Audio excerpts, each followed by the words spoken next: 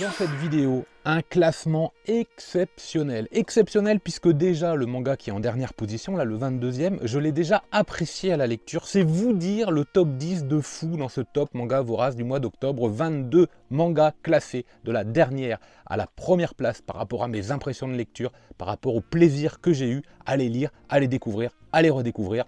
On en parle tout de suite après le générique.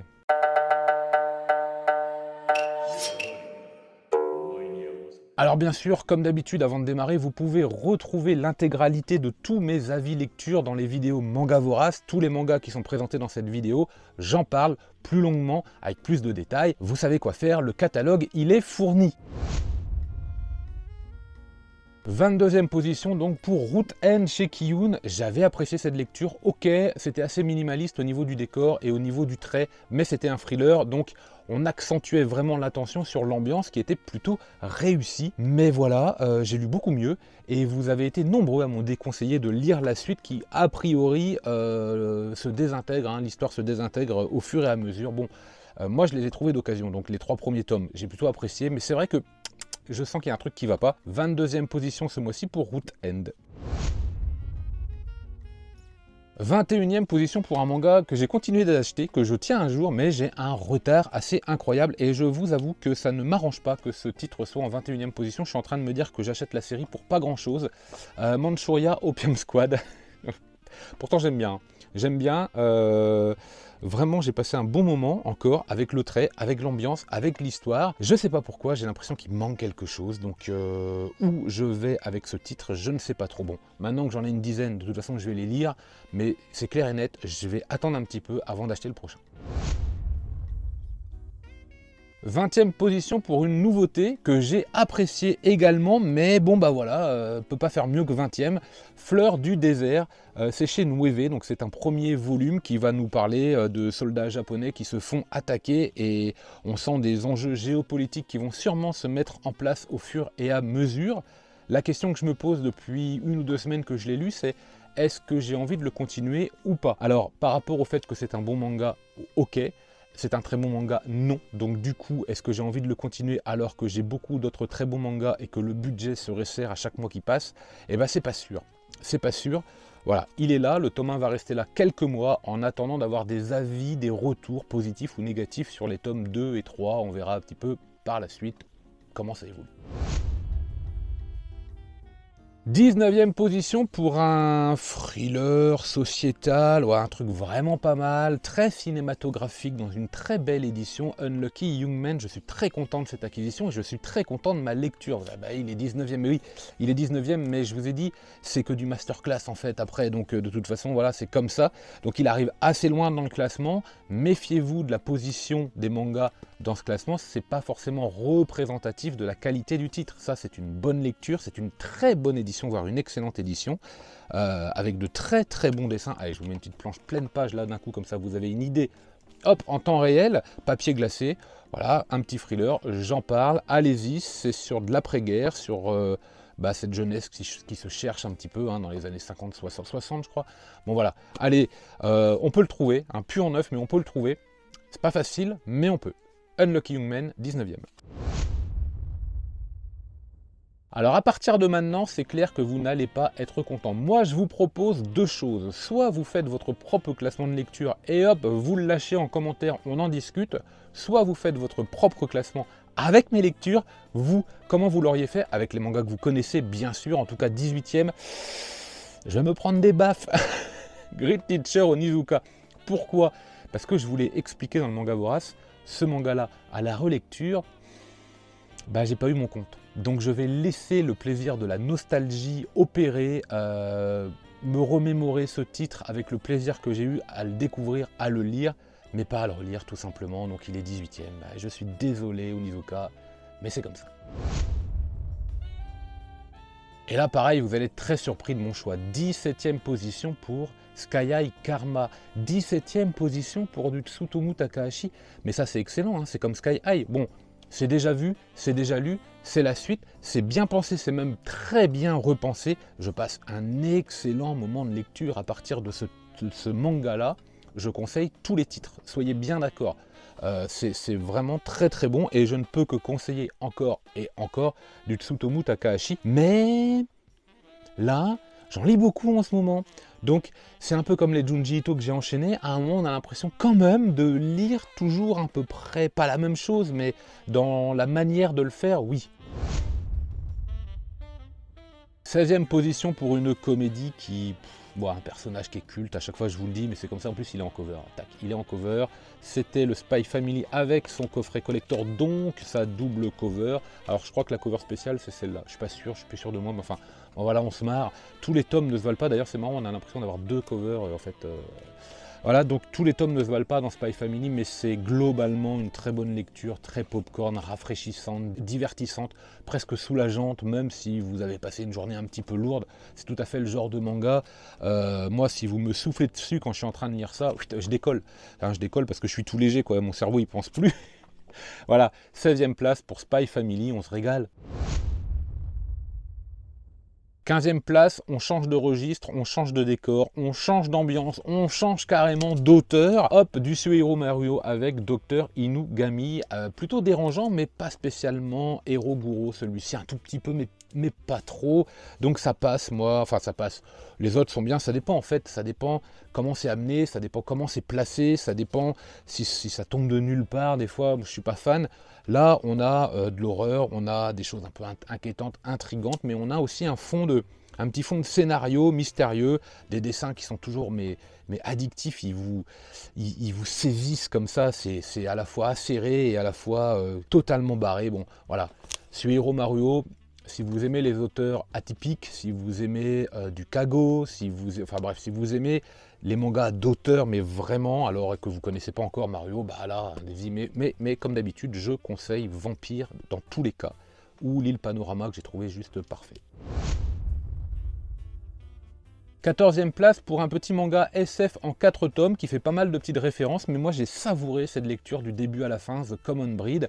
Ok, c'est un petit peu précipité sur le final, ok, il y a des sacrés clins d'œil, peut-être même quelques facilités scénaristiques pour conclure la série, mine de rien, il y a une conclusion, c'est plutôt bien pensé, c'est plutôt bien fait, on aurait peut-être aimé avoir un titre en 7 ou 8 tomes, histoire de répondre à toutes les énigmes en prenant un petit peu plus le temps et en ayant encore davantage de cohérence.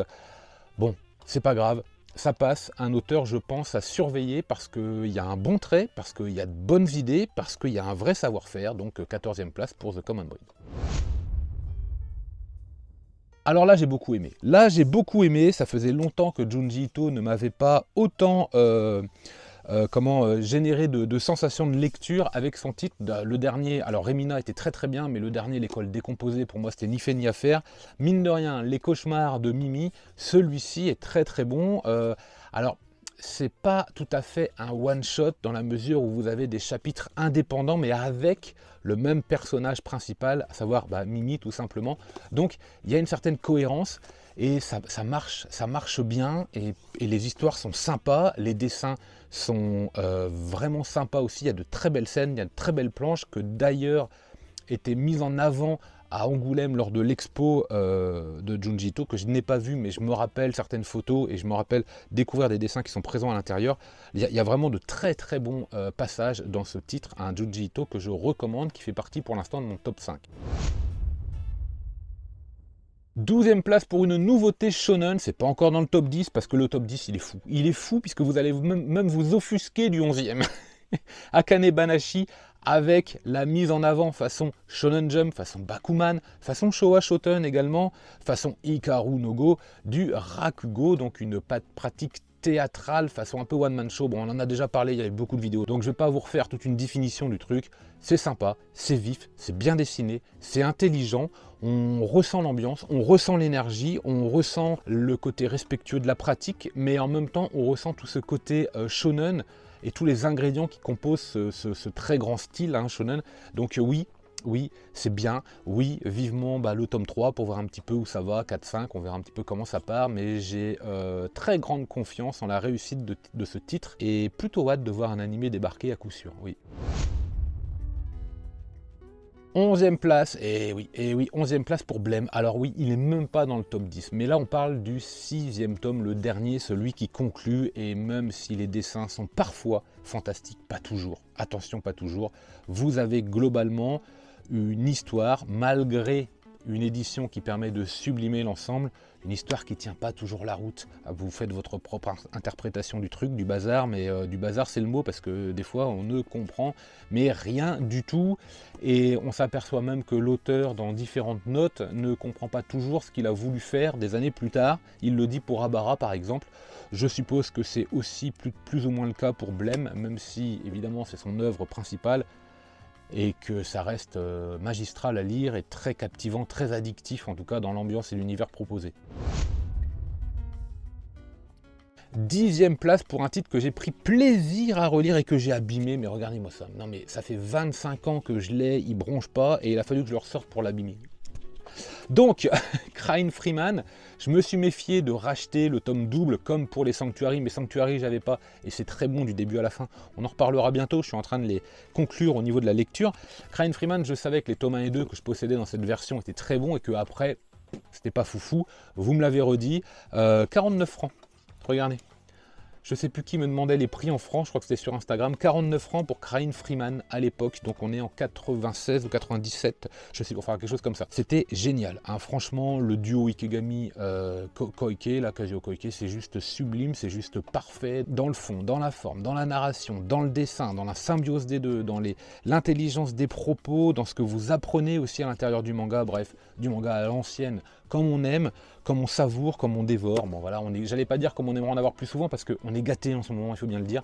10e place pour Crying Freeman.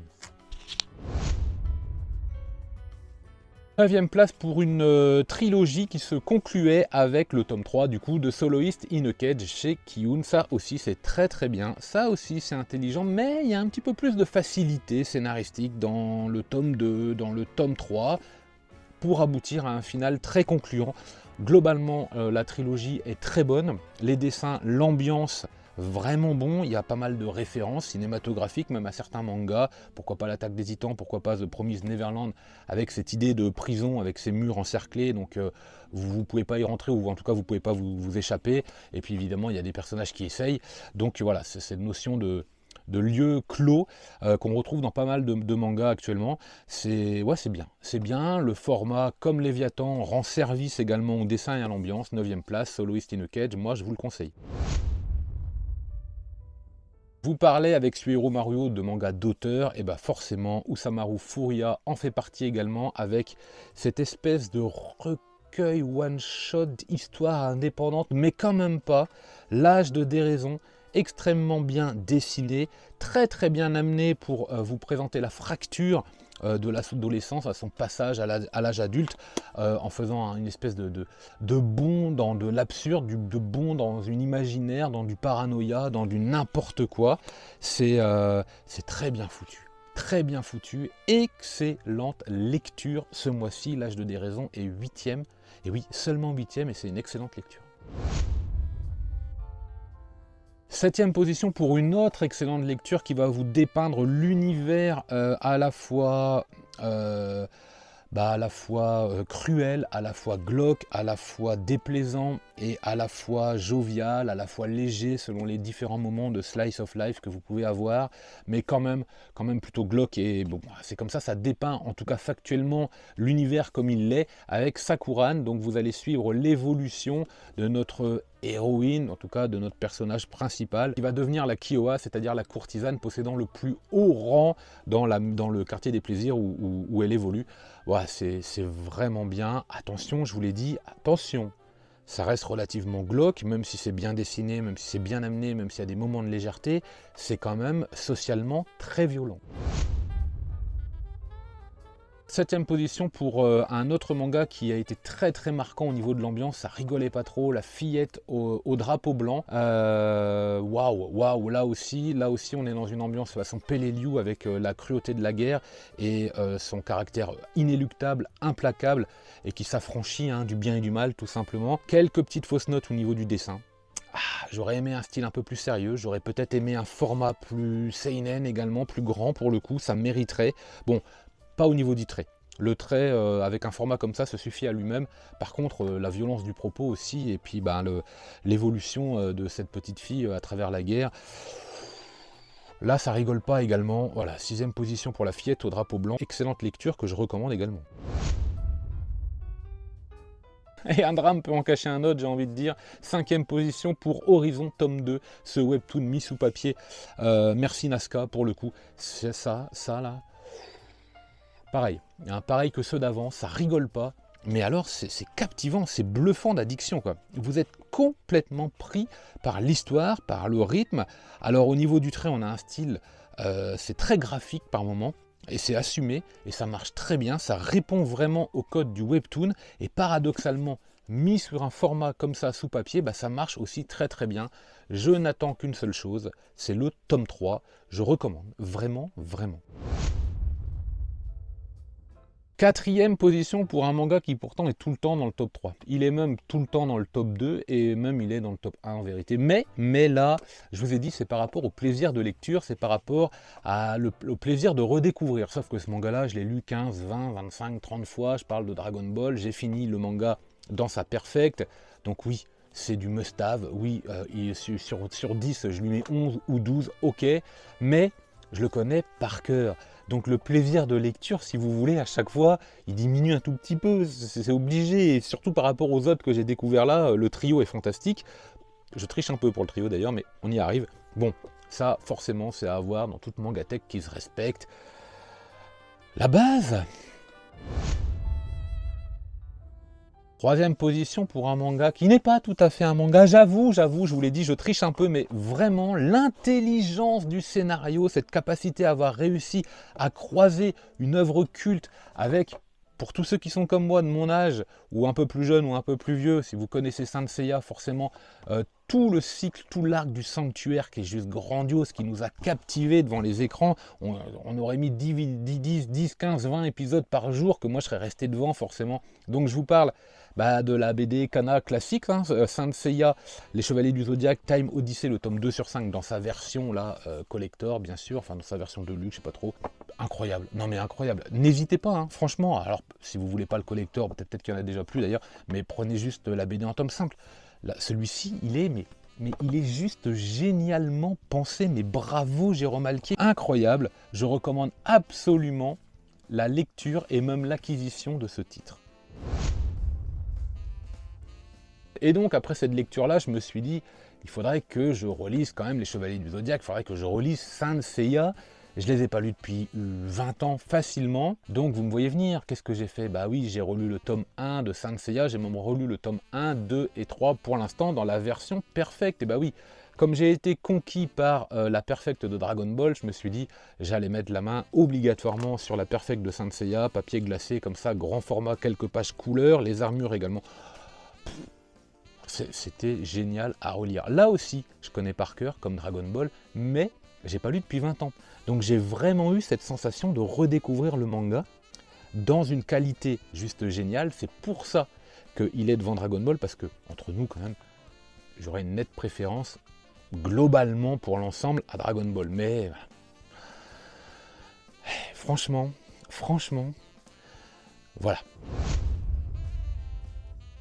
Et alors la première place, il n'y a pas photo, ça a été incroyable de découvrir et de redécouvrir également 2001 l'Odyssée de l'espace avec l'œuvre de Yokinobu Oshino, 2001 Night Stories, toutes ces histoires qui se succèdent dans l'espace et oh là là, qu'est-ce que c'est bien fait, qu'est-ce que cette édition est gigantesque et agréable en main, qu'est-ce que c'est bon à lire, qu'est-ce que c'est intelligent, bien construit, bien dessiné, bien rythmé, bien narré, il y a tout là-dedans, il y a tellement tout, c'est tellement bien que j'ai même arrêté ma lecture pour savourer encore les histoires que je n'avais pas encore lues. Voilà, histoire de ne pas me dire, vous me direz, je pourrais les relire, mais il y a tellement de choses à lire en ce moment que je sais qu'une fois que ça va être fait, il va falloir qu'un petit peu de temps se passe. Donc je savoure en prenant mon temps et en stoppant volontairement ma lecture à raison de une histoire par semaine désormais. Donc il me reste 2 ou 3 à lire.